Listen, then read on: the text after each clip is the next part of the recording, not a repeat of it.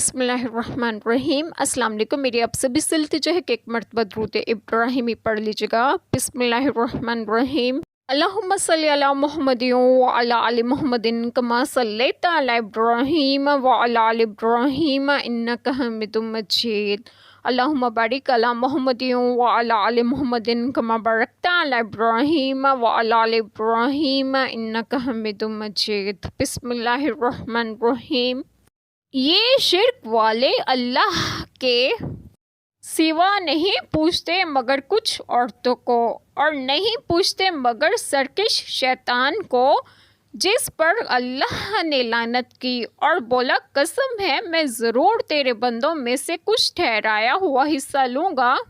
بسم اللہ الرحمن الرحیم۔ آج بات آپ لوگوں سے ڈسکس کروں گی وہ یہ ہے کہ آیت کریمہ میں ہے کہ یہ شرک والے اللہ تعالیٰ کے سوا نہیں پوچھتے مگر کچھ عورتوں کو، یعنی مونس بتوں کو، جیسے لات، عزیٰ، منات وغیرہ۔ یہ سب مونس ہیں اور عرب کے ہر قبیلے کا بت تھا جس کی وہ عبادت کرتے تھے، اور اس کو اس قبیلے کی انثیٰ عورت کہتے تھے۔ حضرت عائشہ رضی اللہ عنہما کی قرات میں الا اوسانا اور حضرت ابن عباس رضی اللہ عنہما کی قرات میں الا اوسنا آیا ہے۔ اس سے بھی ثابت ہوتا ہے کہ اناس سے مراد بت ہیں۔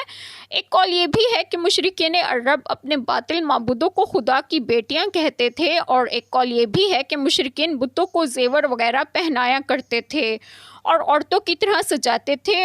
اس آیت کریمہ کا مفہوم یہ بنتا ہے کہ یہ لوگ اللہ تعالیٰ کو چھوڑ کر دوسری کمزور بے طاقت چیزوں کو پکارتے ہیں۔ نیز مشرکین اپنے معبود فرشتوں کو لڑکیوں کے نام سے موسوم کرتے تھے، اور نہیں پوچھتے مگر سرکش شیطان کو، کیونکہ اسی کے بہکانے سے بت پرستی کرتے ہیں۔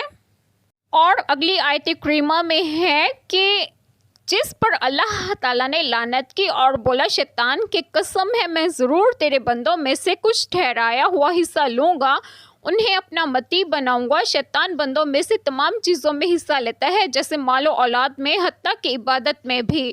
جس قدر خلوص کم ہوگا اسی مقدار میں شیطان کا حصہ زیادہ ہوگا۔ اللہ تعالیٰ ہم سب کے تمام گناہوں کو معاف فرمائے اور ہمیں صراط مستقیم کی راہ پر گامزن کریں، اور آپ سب کو آپ کے گھروں میں خوش و خرم رکھیں اور صحت و تندرستگی بھی دیں۔ آمین۔ جزاک اللہ خیر۔